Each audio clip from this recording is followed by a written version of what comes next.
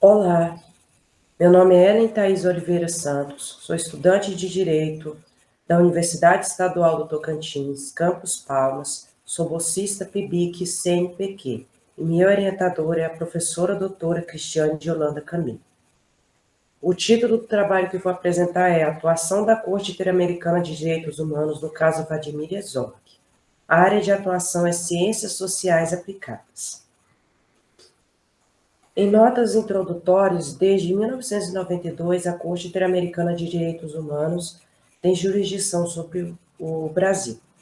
Desde então, 11 casos foram analisados pela Corte. Dentre eles, destacamos o caso do Vladimir Herzog. Todo caso da Corte que tem uma sentença, que tem uma decisão de mérito, são expedidas ações recomendativas. O objeto desse presente trabalho é analisar essas ações recomendativas no caso do Vladimir Herzog, visto que, nos últimos tempos, essas recomendações elas têm sido pouco efetivadas pelo Estado brasileiro. Os materiais e métodos teorização fundamentada dos dados, de Krauss e Strauss, e análise qualitativa e indutiva de Lacartos e Marconi. Quanto aos fatos, em 1975, houve a prisão arbitrária, a tortura e a morte do jornalista Vladimir Herzog. O conflito que envolve esses fatos é o fato do Estado brasileiro ter forjado um suicídio para justificar a morte do jornalista Vladimir Herzog. Além disso, o Estado brasileiro expediu uma certidão de óbito inverídico, em que constava que Vladimir Herzog havia morrido por asfixia mecânica em decorrência do suicídio, só que esse certidão era falso. Na verdade, o Estado brasileiro, por meio dos seus agentes, havia torturado até a morte o jornalista Vladimir Herzog, e em decorrência de todo esses fatos inverídicos propagados pelo Estado brasileiro, o caso foi arquivado. Isso até em 2009, quando foi protocolada uma petição à Comissão Interamericana de Direitos Humanos pelos representantes, que foi a CEGIL, a FIDE-DH, o Centro Santos, Dias e o Grupo Tortura Nunca Mais. Nessa petição havia uma acusação ao Estado brasileiro, visto que ele não investigou e nem puniu devidamente o caso. Em 2012, a Comissão Interamericana de Direitos Humanos reconheceu a pertinência do caso, fez uma análise temática, uma análise sumária temática, e submeteu em 2016 a apreciação de mérito da Corte Interamericana de Direitos Humanos. Em 2018, houve julgamento e o Brasil foi reconhecido como culpado.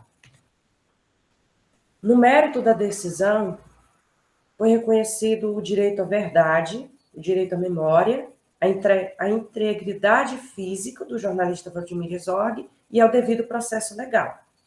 Em decorrência desse reconhecimento de direitos,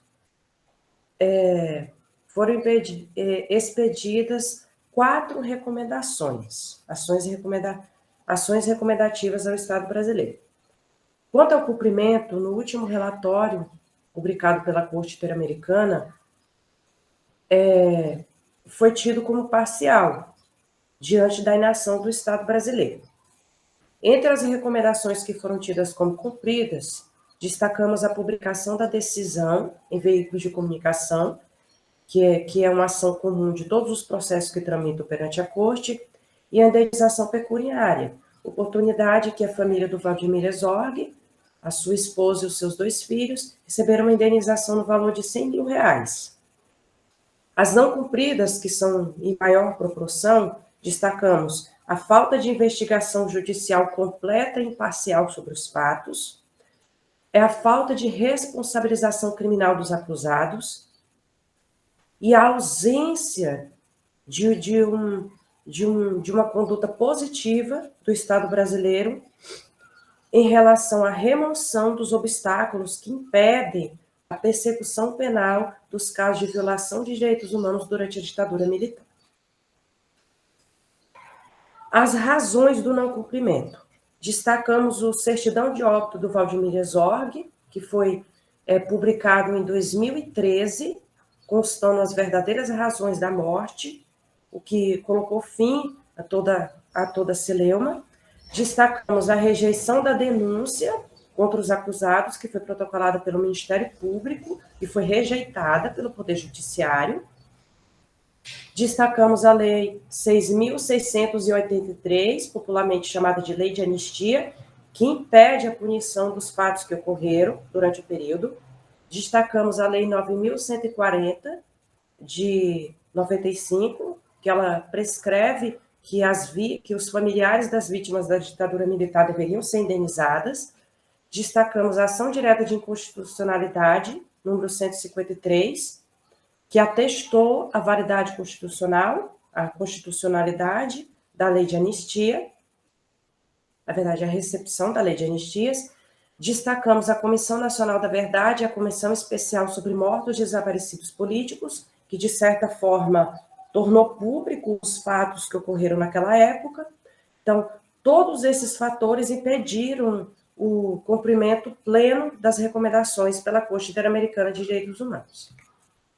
Como considerações finais, é ser disso que o caso do Valdemir Herzog, ele revelou uma certa inação do Estado brasileiro em relação aos direitos e à dignidade da pessoa humana. Sobretudo, revelou que as leis internas brasileiras e os atos administrativos, eles funcionam como um aparato de justiça e insuficiência para dirimir os fatos que ocorreram durante o regime militar. Pontos positivos que podemos destacar: que o caso ele atribuiu voz, corpo e identidade às vítimas as vítimas que foram mortas durante o período militar. Além disso, atribuiu visibilidade ao caso do Valdemir Herzog. E, de certa forma, supriu o direito à verdade e à memória dos familiares. Quanto às referências, nos sites, foi feita uma ampla pesquisa nos sites internos brasileiros, em especial nos sites governamentais, no site da Organização dos Estados Americanos, na legislação interna brasileira, nas decisões judiciais, na jurisprudência. Foi feita uma grande pesquisa nos relatórios da Comissão Nacional da Verdade, nos atos administrativos internos do Brasil dos últimos tempos, na mídia, na Corte Interamericana de Direitos Humanos,